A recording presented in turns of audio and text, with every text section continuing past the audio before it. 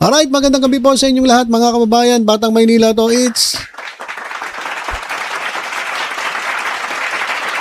Ito pong si Senator Robin Padilla ay dinepensahan yung inokray na paayuda ni Senator Bongo. Pero bago natin pag-usapan yan, dito muna tayo.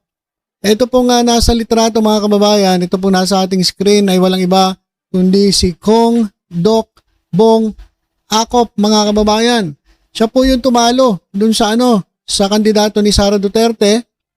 May pataas-taas pa kayo ng kamay Yung nangyari pong special elections yan po sa 2nd district na Antipolo. Kasi dahil nga po yumao si Congressman Romeo Acop, kinakailangan po ng may hahalili o kapalit sa pagka-congressman. Hindi po susunod kay Kong Romeo Acop. Papalit po bilang congressman.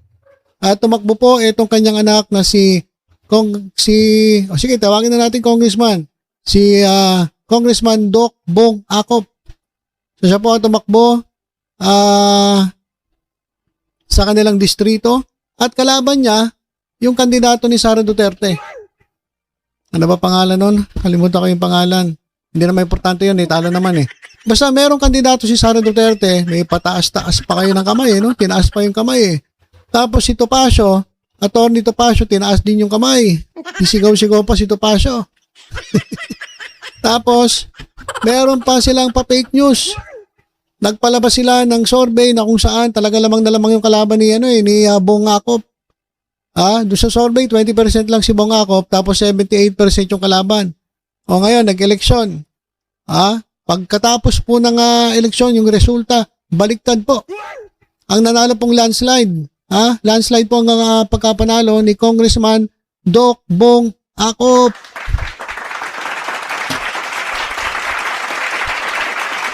Landslide mga kababayan Landslide. So ibig sabihin, wala nang epekto yung endorsing power ni Sara Duterte. Mas lalo na si Topacio. Mas lalo na 'yon, wala talaga epekto. Baka yung naging naging dahilan kaya natalo yung kalaban, baka minalas. Minalas.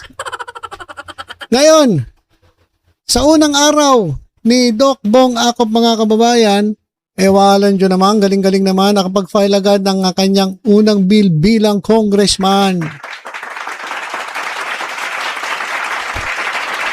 At ang kanyang unang i-file na bill? Sa opisyal na unang araw ng ating pagiging congressman, matapos ang oath-taking, agad tayong nag-file ang ating unang batas.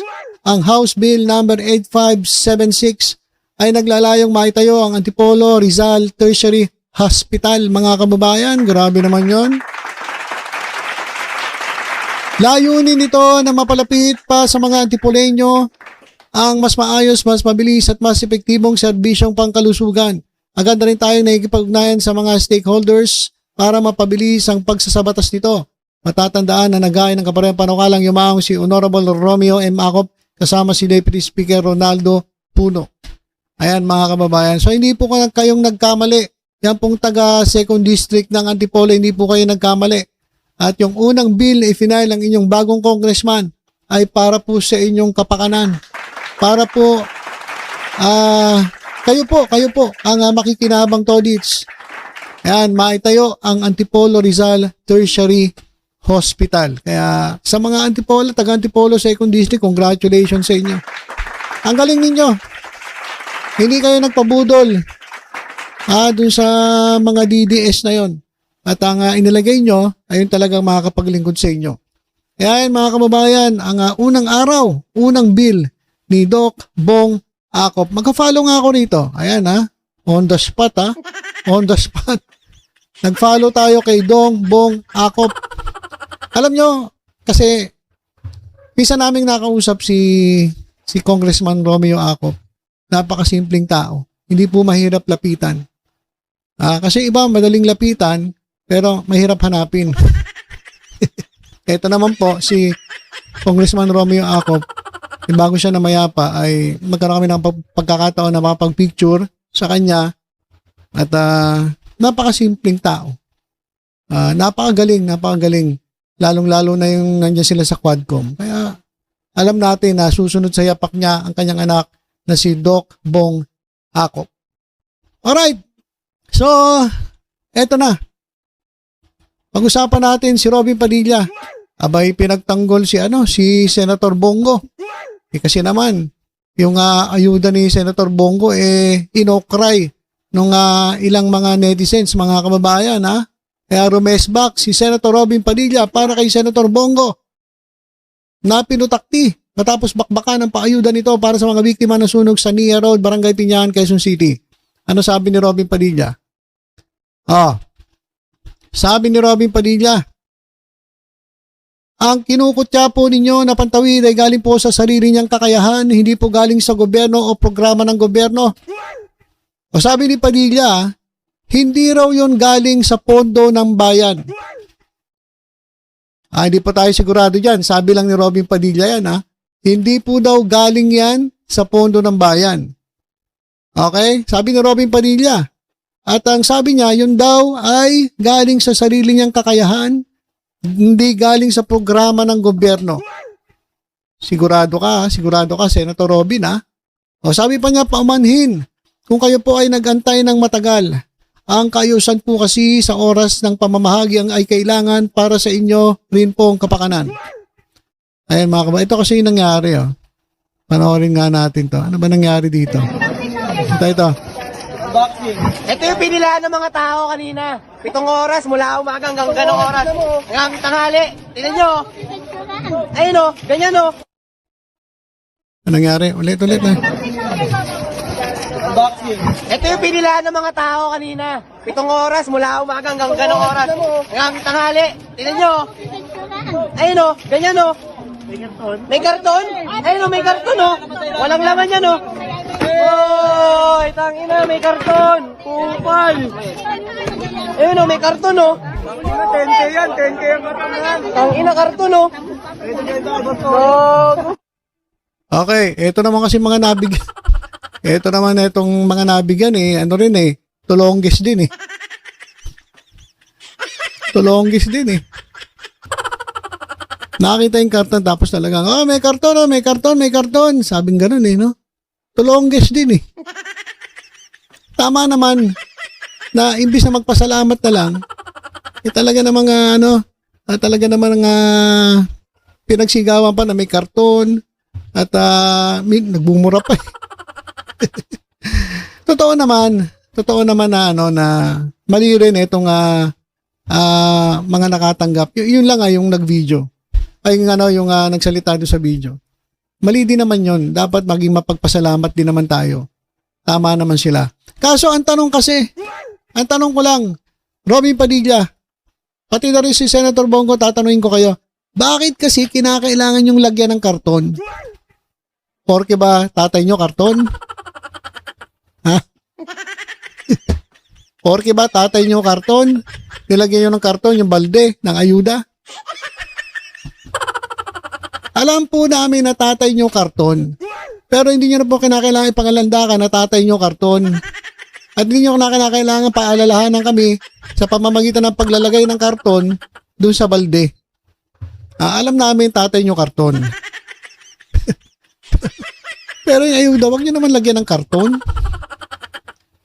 Sabi ni Argota, yung ngongo na miyembro ng ng Banateros, pampasikip daw yun para daw hindi aalog-alog.